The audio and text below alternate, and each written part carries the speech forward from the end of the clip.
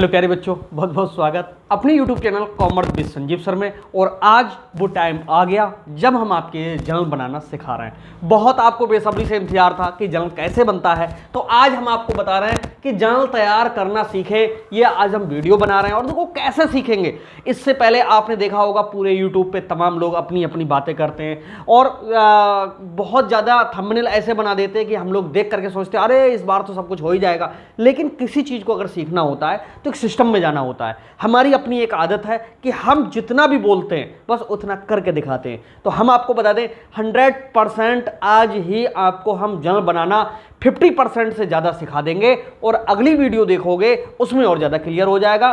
3 दिन के अंदर अंदर 100% आपको जर्नल बनाना आ जाएगा। और ये वीडियो आपके पास में जब पहुंची है तो मैं बता दूं, अगर व्हाट्सएप ग्रुप से जुड़े हुए जो लोग हैं उनके पास तो नोट्स पहुंच ही गए होंगे। और इसके जो थ्योरी के नोट्स हैं बहुत अच्छे नोट्स हमारे पास में हैं और उनमें जो हेडिंग्स हैं वो भी बहुत इजी हैं। तो उनको लेने के लिए 97-198-3-1-01 ये हमारे ऑफिस का व्हाट्सअप नंबर है, जिस पर अपना नाम, एड्रेस और क्लास भेज करके आप ग्रुप में शामिल हो सकते हो। क्योंकि ये जो जर्नल है वो 9th में भी है, 11th में भी है और बीकॉम में भी है। 3 जगह पर है और देखते हैं कि इसको किस तरह से हम आपको सिखाते हैं। चुटकी में सिखाने का प्रयास करेंगे, पता भी नहीं चलेगा।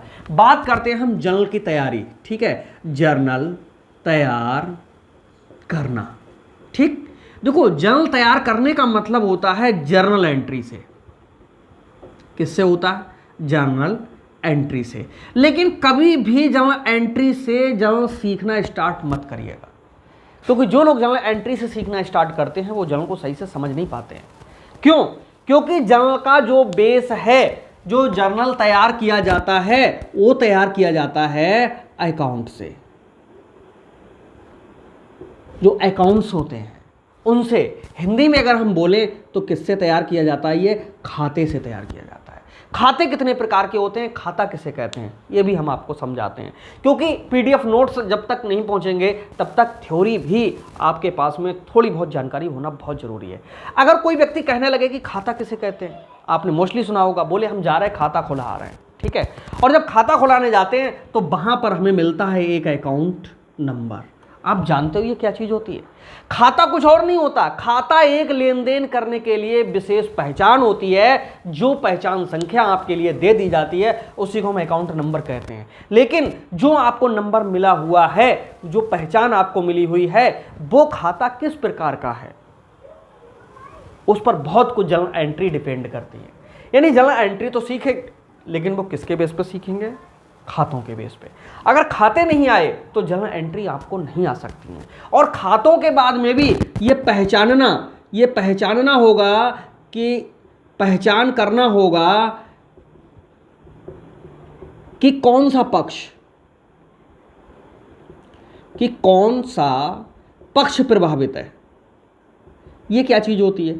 आपने पहली बार सुना तो बहुत अजीब लगेगा। पहचान करना होगा जर्नल एंट्री करने से पहले कि हमारा कौन सा पक्ष प्रभावित हो रहा है। अगर आपने जर्नल एंट्री से पहले खाते समझ लिए और ये समझ लिया कि इसमें ट्रांजैक्शन कौन सा हो रहा है, समझ लो जर्नल समझ में आ गया, क्योंकि इसमें कुछ नहीं बचा है। एग्जाम्पल के लिए हम रमेश को 5,000 दिए। इसका मतलब क्या कह रहा है? ये हमने रमेश को 5,000 रुपए दिए हैं। क्या करना है? इसकी जर्नल एंट्री करना है।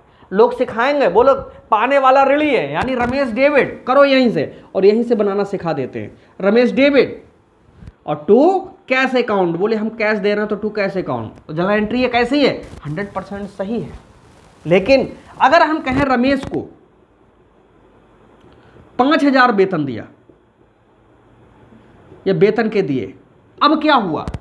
रमेश के पास तो पैसा अब भी जा रहा है, लेकिन क्या एंट्री यही होगी? जी नहीं होगी। अब क्यों नहीं होगी? एंट्री बदल गई। क्यों? यही चीज हमें सिखाना है कि खाते क्या हैं और खातों में पहचान कैसे करनी है कि कौन सा जो पक्ष है वो प्रभावित हो रहा है। अब इसमें मैं बताऊं आपको बच्चों, इसमें 5,000 रुपए जब वेतन के दिए हुए हैं तो चाहे रमेश ले, चाहे एक्स ले, चाहे वाई ले, चाहे जेड, हमें क्या देना? वेतन देना।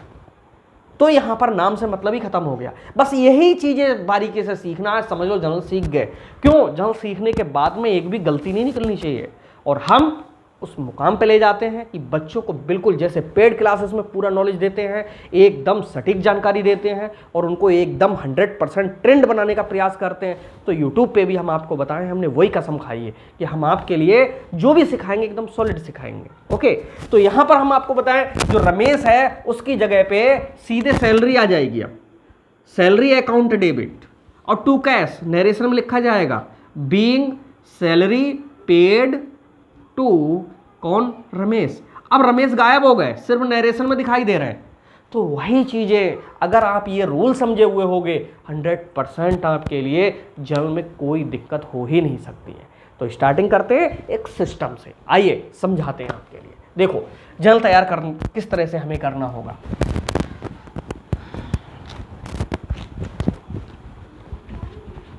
जैसे हमने आपके लिए अभी बताया कि खाते होते हैं इसमें, ठीक है। हम बात कर रहे हैं किसकी, जर्नल एंट्री की। भाई अब इंग्लिश में सीखना है जर्नल एंट्रीज, ठीक। जर्नल एंट्रीज से पहले हमें सीखना है क्या, अकाउंट्स। लेकिन इसका मतलब ये नहीं बिल्कुल इंग्लिश हम यूज करेंगे। अकाउंट्स जिसको हम क्या कहते हैं, खाते कहते हैं, ठीक। जो खाते होते हैं वो कितने प्रकार के होते हैं, 3 प्रकार के होते हैं। कौन कौन से 3 प्रकार होते हैं ये भी हम समझाते हैं। पहला जो खाता होता है वो होता है व्यक्तिगत खाता, व्यक्तिगत खाता। दूसरा होता है हमारा संपत्ति खाता, संपत्ति या वास्तविक खाता। और जो तीसरा होता है वो होता है हमारा नाम मात्र का खाता, ठीक है। खाते कितने होते हैं, 3 होते हैं। पूरी कॉमर्स में अकाउंट्स 3 ही होते हैं। कौन कौन से होते हैं, व्यक्तिगत खाता जिसको हम अंग्रेजी में कहते हैं कौन सा, पर्सनल अकाउंट, इसको कहते हैं रियल अकाउंट और इसको कहते हैं नॉमिनल अकाउंट। अब इनकी पहचान क्या है, जो वास्तविक खाते होंगे, व्यक्तिगत खाते होंगे, इसमें किसी ना किसी का नाम होगा। किसका, व्यक्ति का होगा, बैंक का होगा, स्कूल का होगा, संस्था का होगा, किसी दुकान का होगा। मतलब कहने का है जहां पर कहीं से नाम दिख जाए तो समझ लेना कि वो कौन सा खाता होगा, व्यक्तिगत खाता होगा। जैसे राम का खाता, श्याम का खाता, रहीम का खाता, मुनीर का खाता, एक्स का खाता, रामा इंटर कॉलेज का खाता, ठीक है, और स्टेट बैंक ऑफ इंडिया का खाता, ठीक। ये सब खाते जिनमें नाम आ रहा है वो सब खाते हमारे कौन से होंगे, व्यक्तिगत खाते होंगे, पहली चीज। दूसरी चीज, व्यक्ति से संबंधित हो, व्यक्ति से संबंधित हो। ये खाते थोड़े पहचानने कठिन होते हैं। जैसे पूंजी खाता, कहीं पर भी मिल जाए बोले पूंजी खाता, तो पूंजी बताओ किसकी होती है, पूंजी हमेशा मालिक की होती है। व्यापार में लगा हुआ धन क्या कहलाता है, पूंजी कहलाता है। और व्यापार में जो धन लगाता है कोई ना कोई व्यक्ति लगाता है, इस कारण से ये खाता कैसा होता है, व्यक्तिगत खाता होता है। बहुत बार पूछा गया है, एग्जाम में विकल्प में पूछा जाता है कि पूंजी खाता एक कैसा खाता है, तो आप क्या लिखेंगे आज के बाद, व्यक्तिगत खाता। बच्चों को सबसे ज़्यादा जो गलती होती है वो डाल आते हैं क्या, संपत्ति खाते में। संपत्ति खाता तो पहचानना बहुत आसान है, कुछ है ही नहीं, संपत्तियों को केवल समझना है, ठीक है। तो जैसे पूंजी खाता, अदत्तव्यय खाता। ये अदत्तव्यय क्या होते हैं, अब हाई स्कूल में कॉमर्स पढ़ चुके हो या कभी मतलब पढ़ी हो कॉमर्स, तो अदत्त उसके लिए कहते हैं जो हमने चुकाया नहीं है। तो भैया चुकाओगे किसे, किसी व्यक्ति के लिए, इसलिए वो कौन सा खाता हो गया, व्यक्तिगत। ऐसे ही दिमाग लगाया करो, जैसे मैं समझा रहा हूँ इसी तरह से माइंड सेट किया करो। कुछ भी समझ में नहीं आए तो कॉमर्स में कोई वर्ड है उसको समझने का प्रयास करो, माइंड में उसको समझो, 100% आपको सोल्यूशन मिल जाएगा, उसी शब्द से मिलेगा। जैसे अदत्तव्यय, आ माने नहीं, दत्त माने चुकाए, जो चुकाए नहीं है, तो भैया चुकाओगे किसके लिए, किसी न किसी व्यक्ति को चुकाओगे, किसी न किसी मतलब संस्था को चुकाओगे, किसी व्यापार में चुकाओगे, तो व्यापार का भी तो नाम होगा।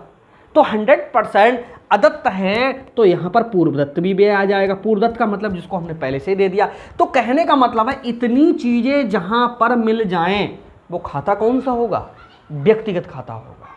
अगला खाता होता है हमारा कौन सा, संपत्ति खाता। ये संपत्ति खाता कौन सा होता है भैया, देखो जैसे फर्नीचर है, फर्नीचर हमारा क्या है? संपत्ति है, फर्नीचर है। रोकड़ है यानी रुपया पैसा, भवन है, ठीक, भूमि है, ठीक, घोड़ा गाड़ी है, ठीक, रहतिया है, अंतिम रहतिया जिसको हम स्टॉक कहते हैं, अंतिम स्टॉक है। ये सब हमारी किस में आते हैं? संपत्तियों में आते हैं। इसलिए ये कौन से खाते हैं? संपत्ति खाते हैं। ठीक है, पहचानना सीख जाओ। जब किसी का नाम हो, नाम से संबंधित हो, वो खाता कौन सा होगा? व्यक्तिगत खाता। और जब किसी संपत्ति से संबंधित हो, वो खाता कौन सा होगा? रियल अकाउंट, जिसको हम कहते हैं संपत्ति खाता। अच्छा, तीसरी चीज है, जो कुछ इन दोनों को छोड़ करके बचता है वो सब पहुंच जाते हैं किसमें? नाम मात्र के खाते में। और नाम मात्र खाते कहते किसके लिए हैं? उनके लिए कहते हैं जो एक निश्चित लेन देन से संबंधित होते हैं, यानी वर्ष भर के अंदर जैसे इनका लेन देन पूरा हो जाता है ये अपने आप बंद हो जाते हैं। ऐसे खातों को हम नाम मात्र के खाते या नॉमिनल अकाउंट अंग्रेजी में कहते हैं। इनमें क्या क्या शामिल होता है? आय व्यय, भैया व्यय शामिल होता है इसमें, आय शामिल होती है, लाभ शामिल होता है, हानि होती है। यानी कहने का मतलब है खर्चे, जितने एक्सपेंसेस होते हैं वो सब किस में चले जाते हैं? नाम मात्र खाते में। अब एक्सपेंसेस कौन कौन से होते हैं? व्यापार चलाते हो तो कौन कौन से होते हैं एक्सपेंसेस? देखो, फुटकर व्यय होता है, सामान्य व्यय होता है, बिजली व्यय होता है, संचालन व्यय होता है, वेतन होता है, मजदूरी होती है। ये सब चीज़ें हमारी कौन से में आती हैं? नाम मात्र के खाते में आती हैं। तो तीनों अकाउंट उम्मीद है आपको कुछ कुछ क्लियर हो गए होंगे। कमेंट में जरूर लिखना कि कुछ कुछ क्लियर हुए या ज़्यादा क्लियर हुए, ओके, जिससे हमारी भी हिम्मत बनी रहे और हम आपके लिए मेहनत से लगे रहें। बहुत ताकत पड़ती है पढ़ाने में। क्यों? किताब से तो सब पढ़ा देते हैं, लेकिन बिना किताब के जो पढ़ाता है तो समझ लो भाई माइंड में ही सब कुछ लेकर के चलना होता है, कहाँ से आपके समझ में कैसे आए।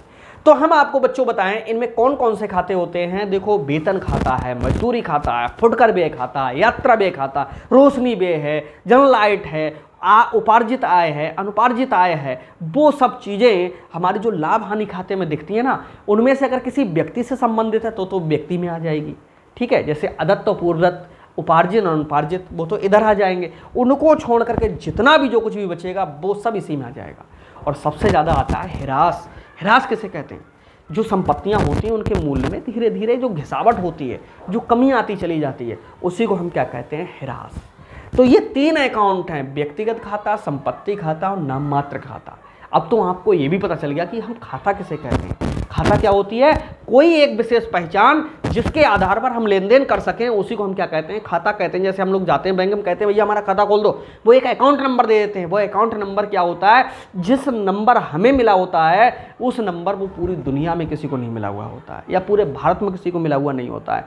तो उसी अकाउंट पे हमारी पहचान होती है और जितने भी लेन देन होते हैं नंबर डाला तुरंत निकल आते हैं। तो वही एक पहचान होती है। और यहाँ पर जो खाते हैं वो तीन हैं, व्यक्तिगत, संपत्ति और नाम मात्र, जिससे हमें जर्नल एंट्री सीखनी है। खैर, व्यक्तिगत में व्यक्तियों के नाम, स्कूल के नाम, संस्था के नाम, किसी का नाम आ जाए व्यक्तिगत होगा। संपत्तियों में कोई संपत्ति तुम्हें दिख जाए, रुपया, पैसा, रोकड़, हाथ में रोकड़, बैंक में या बैंक बैलेंस हो, ठीक है, और भूमि हो, फर्नीचर हो, अलमारी हो, ठीक, घोड़ा गाड़ी हो, संपत्ति हो, कुछ भी हो, ये वो सब संपत्ति में। नाम मात्र में सब खर्चे, इनकम इत्यादि आ जाते हैं। तो इस तरह से अब आप थोड़ा थोड़ा पहचान लोगे और 100% मैं सिखा दूंगा।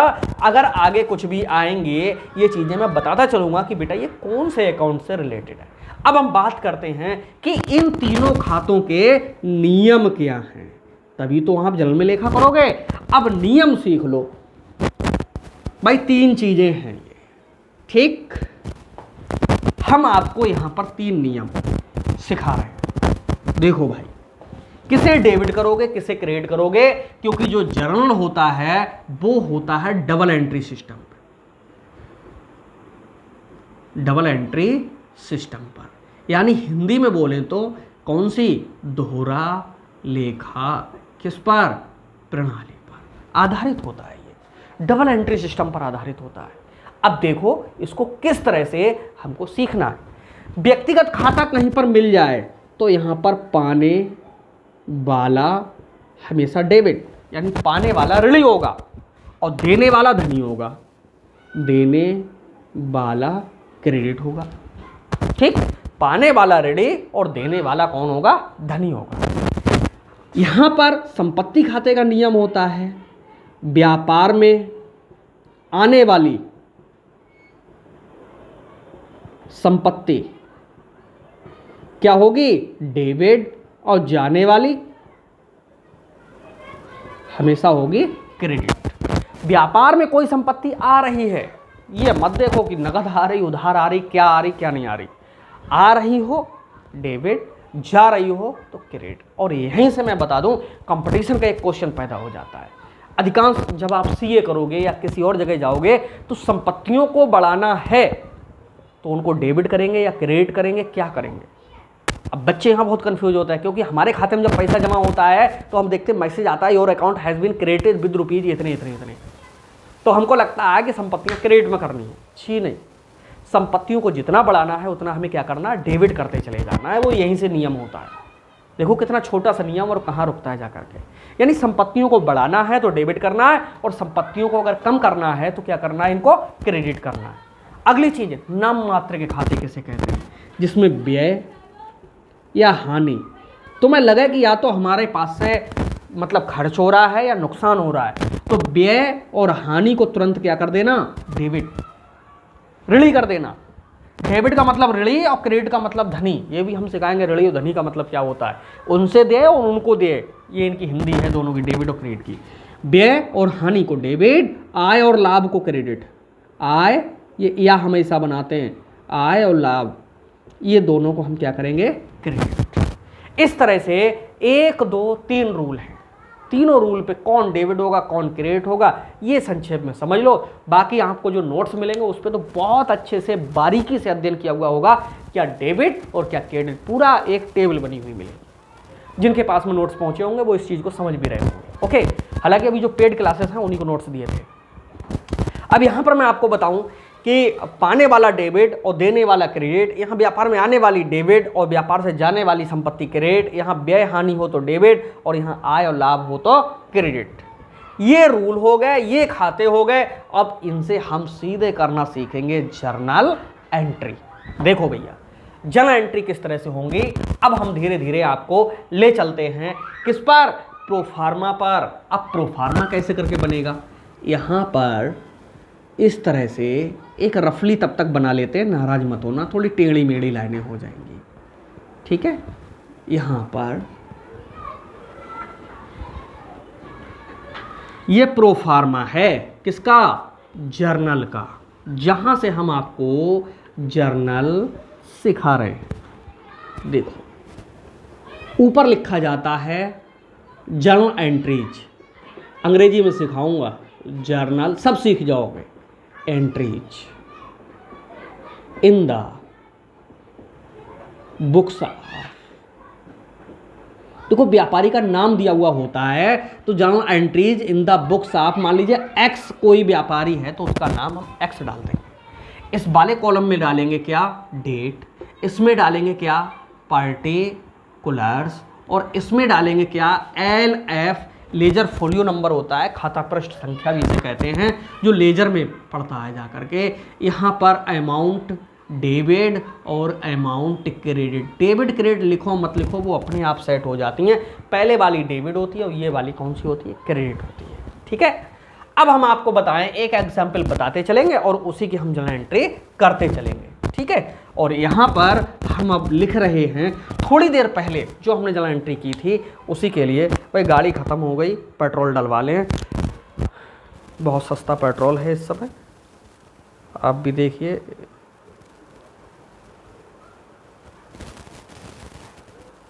कुछ हमारे स्टूडेंट ऐसे ही स्टेटस लगाते हैं कि आने वाले समय में पेट्रोल ऐसे ही डालना जैसे हमने अभी इंक डाली है। उसके लिए तैयार रहो, मेहनत खूब जम के करो, जॉब लग जाएगी, नोट कमाओगे, आप वैसे ही पेट्रोल डालोगे जैसे आज डाल रहे हो। ओके, तो देखिए यहाँ पर हम बता दें, जैसे हमने अभी कहा था कि रमेश को 5,000 रुपए दिए। देखो कितने खाते इसमें, हमें सब में दो खाते प्रभावित कर होंगे, वो ही ढूंढने हैं, एक डेबिट के लिए और एक क्रेडिट के लिए। देखो रमेश को 5,000 रुपए दिए, तो दिए किसने? व्यापारी ने। पूरी कॉमर्स पढ़ते समय अपने आप को व्यापारी समझ लो। अब यहां पर ऐसे समझ लो कि हमने 5,000 रुपए कैसे दिए रमेश को, पाने वाला कौन हो गया, रमेश। देखो भैया रमेश एक व्यक्ति है, व्यक्तिगत खाते में ढूंढ लो, पाने वाले को क्या करते हैं, डेबिट करते हैं।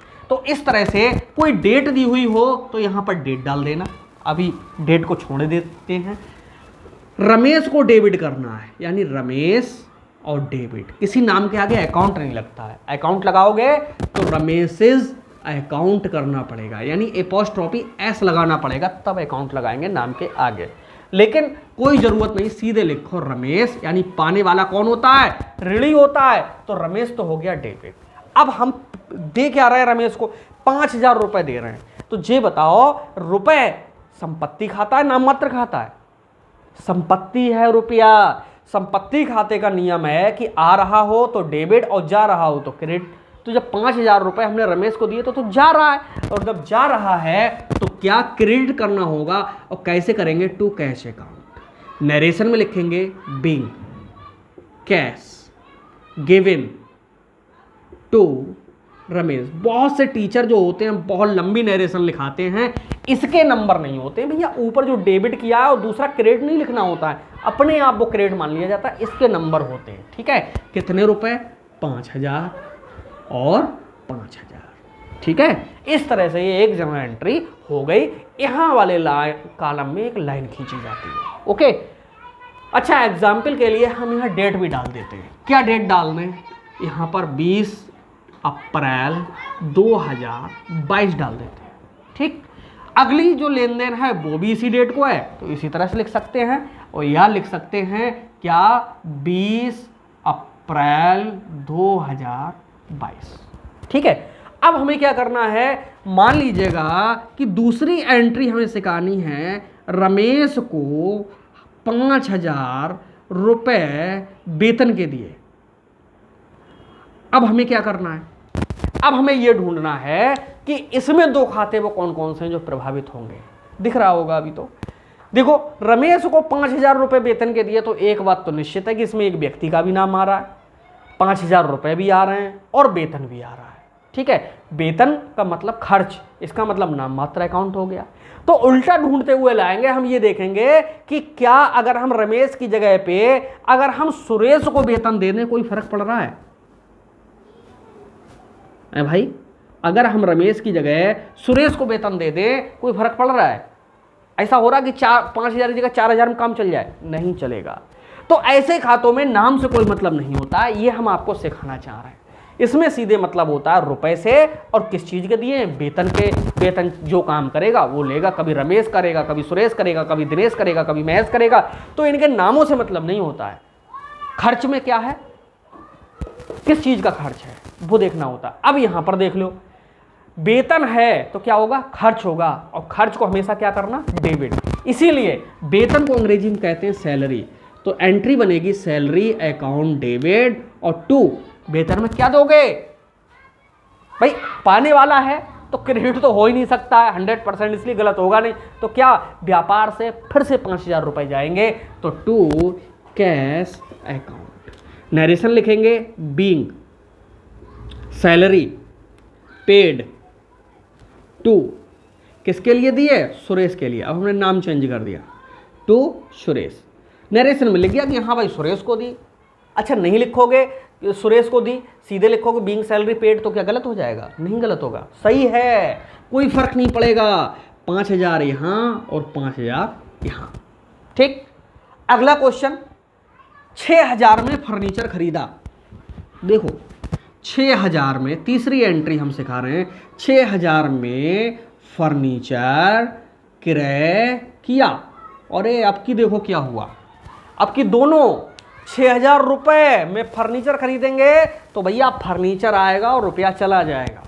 दो खाते प्रभावित हो रहे हैं, एक तो रुपए का और दूसरा किसका, फर्नीचर का। दोनों कौन से खाते हैं, संपत्ति पड़ गए, कोई फर्क नहीं पड़ेगा। संपत्ति खाते का नियम है, आने वाले को डेबिट और जाने वाले को क्रेडिट। तो जब फर्नीचर खरीद रहे हैं तो क्या आएगा, इसी डेट के लिए फर्नीचर, एंट्री होगी फर्नीचर अकाउंट डेबिट, और क्या जा रहा है, कैश, तो टू कैश अकाउंट। नरेशन में लिखेंगे बीइंग फर्नीचर परचेज्ड, कितने हजार का, 6,000 का, और कितने का, 6,000 का। इस तरह से ये 3 एंट्री अभी हमने करके देखी, ठीक है। अब हम लोग थोड़ा सा 1 मिनट के लिए रेस्ट लेते हैं, तभी अगले चलते हैं। तो यहाँ पर इसका उससे पहले मान लीजिए पन्ने का एंड हो गया है, तो हम अगले पेज पे जब पहुँचेंगे तो उससे पहले टोटल करना होता है 5 5 10 और 6 कितने, 16,000, और यहाँ पर भी कितना होता है, 16,000। ये दोहरा लेखा प्रणाली पर आधारित है, जिसके डेबिट और क्रेडिट दोनों पक्ष कैसे होते हैं, बराबर होते हैं। ओके, अब इसके बाद का देखते हैं।